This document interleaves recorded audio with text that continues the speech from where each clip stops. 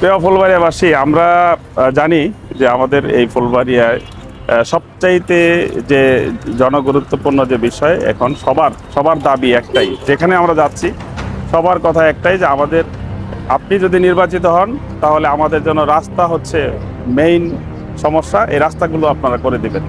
তো আমিও দেখলাম যে আসলে সত্যিকার অর্থেই ফুলবাড়িয়ার সবচাইতে পশ্চাৎপদ রাস্তার কারণে।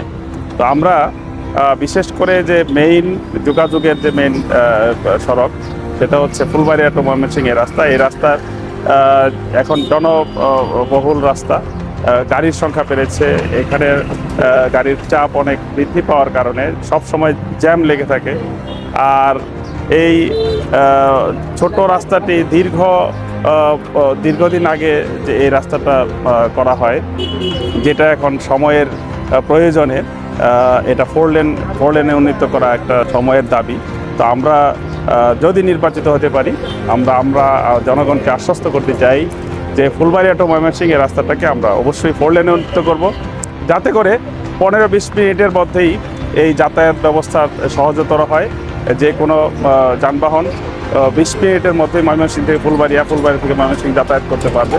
এতে করে অনেকের কর্মঘণ্টা বেঁচে যাবে, সময় বেঁচে যাবে, মানুষের অর্থনৈতিক সমৃদ্ধি, ব্যবসা বাণিজ্য সব কিছু এটার সাথে জড়িত। এই জন্য আমরা এই রাস্তাটাকে ফোর লেন উন্নীত করার জন্য আমরা পরিকল্পনা হাতে নিব ইনশাল্লাহ। বিশেষ করে ফুলবাড়িয়ার মেইন বাজার, এই বাজারে প্রবেশ পথ একটাই, দক্ষিণাঞ্চলের সাথে যোগাযোগ।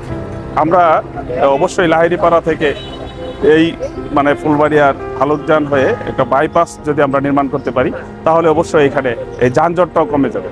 তো আমরা আপনাদের সহযোগিতা চাই, দোয়া চাই, এবং জনগণের সার্বিক সহযোগিতা পেলে ইনশাআল্লাহ আমরা অবশ্যই নির্বাচিত হলে এই উন্নয়ন কর্মকাণ্ড অব্যাহত রাখবো ইনশাআল্লাহ।